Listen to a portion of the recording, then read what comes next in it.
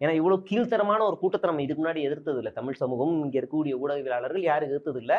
மிக மோசமான தரங்கட்டத்தனமான ஒரு கூட்டத்தை எதிர்க்க வேண்டிய, இந்த தேர்தலை எதிர்க்க வேண்டிய கட்டத்தில் நம்ம இருக்கோம் அப்படிங்கிறது தான்.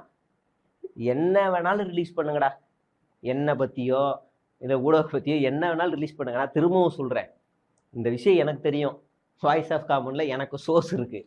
நீ எத்தனை பிரான்ச்சு போட்டிருக்கே அத்தனை பிரான்ச்லேயும் நான் ஒரு 2-3 பேரை உள்ளே வச்சுருக்கேன். அவனுக்கு இவனுக்குமே சம்மந்தமே இருக்காது.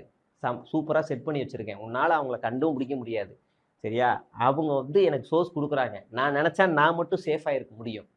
நான் நினச்சா நான் மட்டும் சேஃபாக இருக்க முடியும். நான் மற்ற ஜேர்னலிஸ்ட்டுகள்லாம் காட்டி விட்டுட்டு, பாருங்கள் நான் மட்டும் தான் நேர்மை, என்னோட வீடியோ மட்டும் பாருங்கள் அப்படின்னு எனக்கு மட்டுமே வியூஸ் எல்லாத்தையும் அள்ளி இருக்க முடியும். எனக்கு அந்த ஈன புத்தி எதுவுமே எனக்கு இல்லை.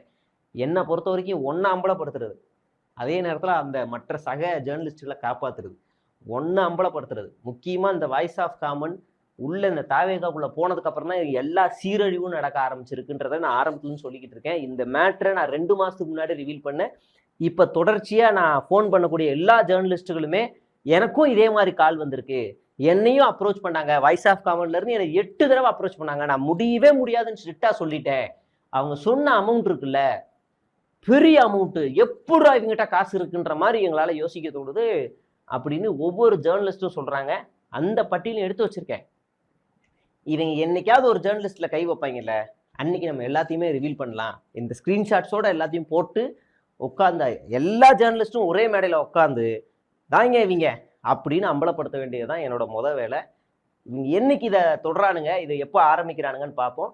அன்னைக்கு நாமளும் இறங்கி அடிக்கிறதுக்கான வேலைகளில் தொடர்ந்து இருக்கோம். கருத்தியலாக எதிர்க்க தெரியாதவன் இப்படி கேவலமான ஆயுதங்களை எடுத்துகிட்டு வருவான். அதனால் அவனை தொடர்ந்து எதிர்க்கிறதுல எங்களுடைய இருக்கும்.